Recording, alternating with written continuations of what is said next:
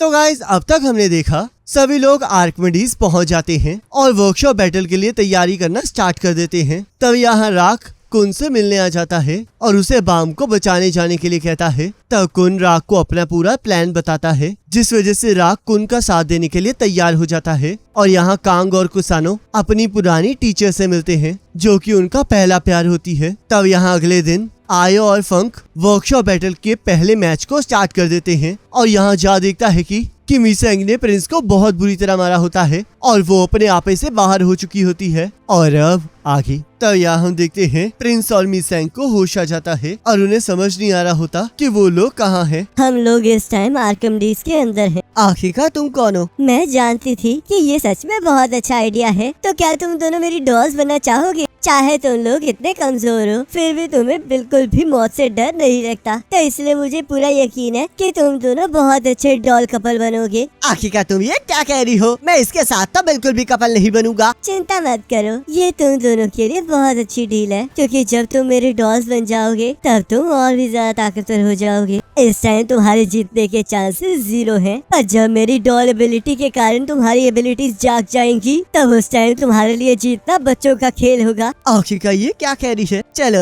अब इन फ्लावर्स को पहन लो और उसके बाद 3 बार कहना वर्दी की जय हो। तो चलो फिर इसे ट्राई करो। अपनी बकवास बंद करो। मैं कभी भी दोबारा से ऐसे बेकार से ऑफर्स को एक्सेप्ट नहीं करूंगा। तुम बस झूठी हो। तब प्रिंस उन फ्लावर्स को नीचे फेंक देता है और थोड़ी देर बाद कहता है, आखिरकार हमें ये कपड़े क्यों पहनने पड़ रहे हैं? और तुम चिंता मत करो मीसेंग, जाओ और बाकी सभी लोग कंपटीशन में पार्ट ले रहे हैं। और सबसे बड़ी बात, तुम्हारे पास न्यू प्रिंस है, तो इसलिए तुम्हें लड़ने की कोई जरूरत नहीं है। तब हम देखते हैं मीसेंग उन फ्लावर्स को पहन लेती है और 3 बार वर्दी की जय हो कहती है, जिस वजह से उसके अंदर एक अजीब सी एनर्जी आ जाती है और वो अपना आपा खो देती है। तब यहाँ हम देखते हैं कंपटीशन में सभी लोग मीसेंग को कमजोर समझकर उस पर हमला करने लगते हैं, पर मीसेंग एक ही बारी में सभी को उड़ा देती है। आखिरकार यहाँ पर चल क्या रहा है? अब ये गेम मेरी है। आखिरकार उस वर्दी ने मीसेंग के साथ किया क्या है? तब यहाँ वर्दी मीसेंग को देखकर बहुत ज्यादा खुश हो रही होती है और आयो कहता है, ये तो सच में बहुत ज्यादा अजीब सा ट्विस्ट आया है। जिस लड़की को सबसे ज्यादा कमजोर समझा जा रहा था, उसने तो एक ही बारी में 2 कॉम्पिटिटर्स को एलिमिनेट कर दिया है। प्रिंस, आखिरकार मीसेंग को हुआ क्या है? उन फ्लावर्स की वजह से उसका दिमाग खराब हो गया है। तब मीसेंग और भी कॉम्पिटिटर्स को बाहर फेंक देती है, जिससे कि मीसेंग के टीममेट्स हैरान हो जाते हैं और उसे अपनी तरफ बढ़ता हुआ देखकर डर जाते हैं। तब मीसेंग उन पर हमला कर देती है, पर वो लोग उसके हमले से किसी तरह बचने में कामयाब हो जाते हैं। हम लोग अपने टीममेट्स पर हमला नहीं कर सकते। अगर ये ऐसे ही हम पर हमला करती रही तो हम लोग हार जाएंगे। प्रिंस, क्या अगर हम इसके ऊपर से उन फ्लावर्स को हटा दे तो क्या ये नॉर्मल हो जाएगी? ऐसा हो सकता है तो हम उन्हें अभी हटा देते हैं। रुक जाओ बेवकूफ, इस चीज की कोई गारंटी नहीं है कि ये काम करेगा। और वैसे भी अगर हमने कोई भी गलती की तो ये हमें मार डालेगी। तुम बहुत ज्यादा कमजोर हो चुके हो प्रिंस। तुमने कहा था ना कि तुम्हें अपने डैड से आजादी चाहिए, और अब तुम अडल्ट भी बन चुके हो। पर ये प्रिंस तो उस मीसेंग को भी नहीं हरा सकता जो कि डोल में कन्वर्ट हो चुकी है। क्या तुम सच में बड़े हो चुके हो? अपनी बकवास बंद करो। अगर तुम्हें इससे इतनी ही परेशानी है तो चलो फिर मीसेंग को ठीक करो और प्रूफ करो कि तुम अब एक नए प्रिंस बन चुके हो। ठीक है, मैं करूंगा, क्योंकि नया प्रिंस डॉल से नहीं डरता है। तब हम देखते हैं मीसेंग को गुस्सा आ जाता है, जिसे देखकर सभी लोग डर जाते हैं। तब मीसेंग प्रिंस की तरफ बढ़ने लगती है और प्रिंस अपने आगे लाइट हाउसेस की मदद से एक शील्ड बना देता है, जिसे मीसेंग एक ही हमले में तोड़ देती है। तब जा पीछे से आकर मीसेंग के फ्लावर्स को छीनने की कोशिश करता है, पर मीसेंग उस पर हमला करके उसे हवा में उड़ा देती है और हॉर्न जा को बचा लेता है। तो इसका मतलब हम मदद के बिना कुछ नहीं कर पाएंगे। क्या न्यू प्रिंस सच में इतना पावरलेस है? तब मीसेंग फिर से प्रिंस पर हमला कर देती है, पर प्रिंस उसके हमले को रोक देता है और अपने लाइट हाउस की मदद से मीसेंग के हथियार को अपनी रस्सी से पकड़ लेता है। देखा, मैंने तुम्हें रोक दिया। मैं अब बहुत ज्यादा स्ट्रॉन्ग हो चुका हूँ। मुझे अब किसी की भी मदद की जरूरत नहीं है। अब मुझे जरा ध्यान से सुनो। जो लोग हमेशा दूसरों पर निर्भर रहते हैं वो हमेशा कमजोर रहते हैं। क्या तुम्हें ये लगता है कि कांग और वियोल इस वजह से गए हैं क्योंकि तुम कमजोर हो? क्या तुम अभी भी भूल नहीं पाई हो कि तुम्हारे पेरेंट्स ने तुम्हें कमजोर होने की वजह से छोड़ दिया था? तब ये बात सुनकर मीसेंग को गुस्सा आ जाता है और वो प्रिंस की रस्सी को तोड़कर उस पर हमला कर देती है। पर अचानक से वो प्रिंस के पास आते ही अपने हमले को रोक देती है और इसी बात का फायदा उठाकर हॉर्न उन फ्लावर्स को छीन लेता है। तब मीसेंग शांत होकर प्रिंस के ऊपर गिर जाती है और कहती है, मैं वादा करती हूँ कि मैं ताकतवर बनूंगी, पर मुझे छोड़कर जाना मत। तुम्हें क्या लगता है हम कहाँ जा रहे हैं? तुम्हें अभी भी कोई ऐसा चाहिए जो तुम्हारी केयर कर सके? तब हम देखते हैं हॉर्न, जा और प्रिंस उस कंपटीशन को जीत जाते हैं। तब आयो कहता है, अब आप सभी को रूल समझ आ गए होंगे, तो अब 5 ग्रुप्स इकट्ठे लड़ेंगे। तो चलिए अब सभी लड़ाइयों को एंजॉय कीजिए। व्योल, क्या तुमने देखा? ये न्यू प्रिंस की असली पावर है और अब तुम नेक्स्ट हो। तुम्हें समझ में आ रहा है ना? मैं हर दिन और ताकतवर होता जाऊंगा और अगर मुझे जरूरत पड़ी तो मैं तुम्हें खींच कर भी वापस लाऊंगा। चलो जा, अब तुम भी कुछ कहो। अब आगे का मैं क्या कहूँ? व्योल, मैं फंक को हरा कर रहूंगा। तब फंक कहता है, ये हुई ना मर्दों वाली बात, अब तो लड़ाई में और ज्यादा मजा आने वाला है। तो हम यहाँ देखते हैं मीसेंग बेहोश हो चुकी होती है और गोसेंग कहती है, क्या ये सच में ठीक है ना? तब वर्दी कहती है, चिंता मत करो, इसके पास एकदम से पावर आ गई थी तो इसलिए इस वजह से इसने अपना कंट्रोल खो दिया है। पर हाँ, मुझे ये देखकर बहुत खुशी हुई कि तुमने अपने प्यार के लिए अपनी जान को रिस्क में डाला।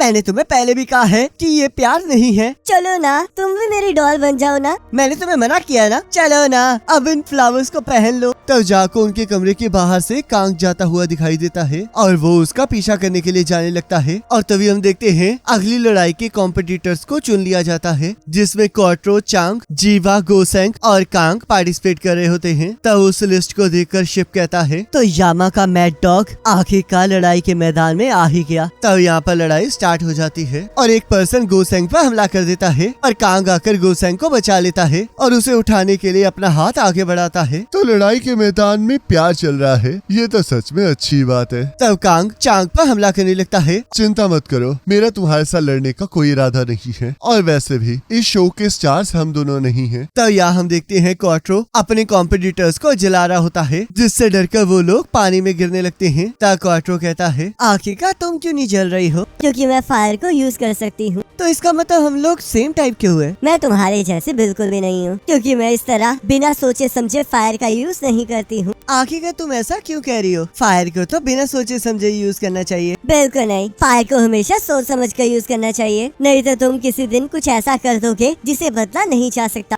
मैं समझ गया कि तुम क्या कहना चाहती हो। तुम अपनी आग से डरती हो ना? ऐसा कुछ नहीं है। चलो इसे छोड़ो, वैसे भी यहाँ पर मैं किसी और का मैच देखने आया हूँ। तब हम देखते हैं सभी लोगों की नजर स्ट्रॉन्गेस्ट ई रैंकर मैड डॉग पर होती है। आखिरकार किसने डिसाइड किया कि ये स्ट्रॉन्गेस्ट ई रैंकर है? तब फंक कहता है, ये तो सच में बहुत कमाल की बात है। देखो, कोई भी मैड डॉग को उसके फ्लैग को इंसर्ट करने से नहीं रोक रहा है। तभी एक पर्सन मैड डॉग को चैलेंज करने आ जाता है, पर मैड डॉग उसे वार्निंग देकर उसे वहाँ से जाने के लिए कहता है। तब आयो कहता है, देखो मैड डॉग ने उसे इग्नोर कर दिया। लगता है मैड डॉग को ऐसा लगता है कि वो पर्सन उसके साथ लड़ने के काबिल नहीं है। तब वो पर्सन मैड डॉग पर हमला कर देता है, पर मैड डॉग बिना कुछ किए ही उस पर्सन का सिर उड़ा देता है। तब मैड डॉग अपने फ्लैग को इंसर्ट कर देता है, जिससे कि वो उस कंपटीशन को जीत जाता है। तब हमें कुछ टाइम पहले का सीन दिखाया जाता है, जहाँ रेफ्लेजो कहता है, मैड डॉग को असलियत में फाइटिंग डॉग की तरह रखा गया था। पुराना स्लेयर कैंडिडेट बाय लॉर्ड यामा एक सीक्रेट डॉग फाइटिंग रिंग चलाता था और जो लोग वहाँ पर लड़ते थे उन्हें फाइटिंग डॉग कहा जाता था। बाय लॉर्ड ने अपनी ताकत को शो करने के लिए 3 फाइटिंग डॉग्स को रेगुलर्स की तरह टेस्ट देने के लिए कहा और मैड डॉग उन्हीं में से एक था। पलक झपकते ही वो सबसे ताकतवर ई रैंकर बन गया, पर एक दिन उसने टावर पर चढ़ना छोड़ दिया और फक के साथ भी अपने सारे रिलेशंस को तोड़ दिया। अब मैड डॉग फक से नफरत करता है और उन सभी रेगुलर्स को मार देता है जो कि फक के साथ जुड़े हुए होते हैं।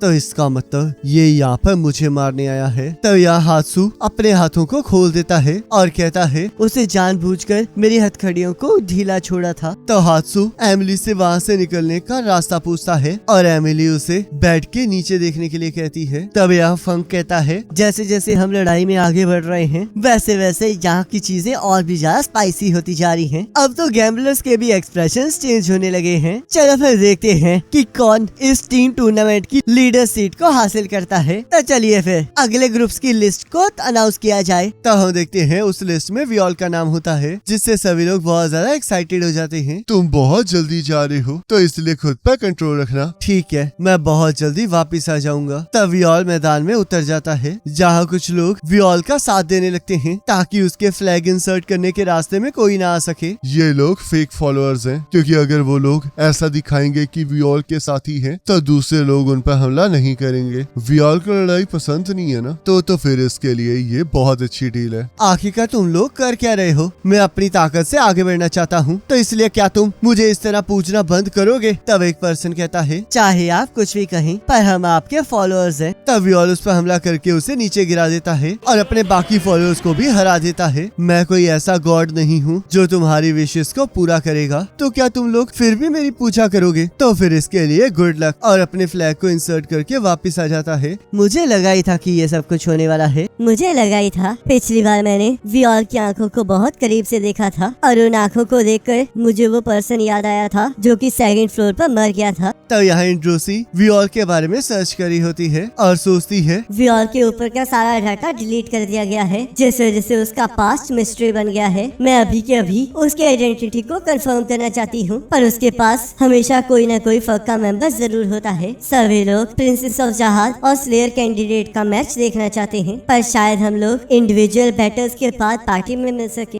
तब यहाँ नोविक कहता है, मैंने तुम्हें कहा था कि तुम्हें अपनी ताकतों पर कंट्रोल करना है। मुझे माफ कर दो। रुको जरा, आखिरकार ये जिया तुम्हारे साथ क्या कर रही है? मैं भी कंपटीशन में थी। तरन कहता है, क्या तुम हार गई? बिल्कुल भी नहीं, मैं आगे बढ़ गई हूँ। और वियोल, अगली बार ऐसा कुछ मत कहना। किसी को भी कोई ऐसा भगवान नहीं चाहिए जो उनकी विशेष को पूरा न करता हो। तब यहाँ वापस जाते हुए नोविक कहता है, फग पक्का वियोल के पास्ट को छुपा रहे हैं, और जो ग्रुप 1 में लड़के थे उन्होंने भी कहा था कि वो वियोल को वापस ले जाएंगे। वियोल भी जब प्रिंसेस की टीममेट्स के साथ लड़ा था तब उसने अपना चेहरा छुपा लिया था। तो इसका मतलब जो लोग वियोल का पास्ट जानते हैं वो इस कंपटीशन में पार्ट ले रहे हैं। तो आखिरकार क्यों फग ये चाहता है कि वियोल वर्कशॉप बैटल में पार्ट ले? आखिरकार वो इतना बड़ा रिस्क क्यों लेंगे जिससे कि वियोल का पास सामने आ सकता है? तभी उनके पास से बेटा गुजरता है। तरैन कहता है, ये कोई ह्यूमन नहीं है। तब यहाँ वियोल सबको लड़ता हुआ देखकर सोचता है, सभी लोग यहाँ पर किसी न किसी चीज के लिए लड़ रहे हैं। इन सभी लोगों को कुछ न कुछ चाहिए, पर आखिरकार मैं यहाँ पर क्या कर रहा हूँ? रेचल, आखिरकार तुम कहाँ हो? तब यहाँ वियोल के सामने बेटा आ जाता है। अभी तक 26 ग्रुप में से 48 कॉम्पिटिटर्स आगे बढ़ चुके हैं और अब सिर्फ आखिरी मैच बचा है। तो चलिए देखते हैं कि टूर्नामेंट की टिकट को कौन हासिल करेगा। तो फाइनल 3 ग्रुप्स की लिस्ट ये रही। आखिरकार ये चल क्या रहा है? यहाँ पर तो 2 टॉप 5 ई रैंकर्स एक ही ग्रुप में हैं। तरैन कहता है, तो वो लिजर्ड आखिरकार आ ही गई। तरन कहती है, तो वो ब्लू हेयर्ड लड़का भी आ गया, जिसका मतलब हम अपनी पुरानी लड़ाई को सेटल कर सकते हैं। और गाइस इसी के साथ एपिसोड खत्म हो जाता है। अब नेक्स्ट एपिसोड का लिंक आपके स्क्रीन पर आ रहा होगा, उस पर क्लिक करके अगले एपिसोड को देख सकते हो।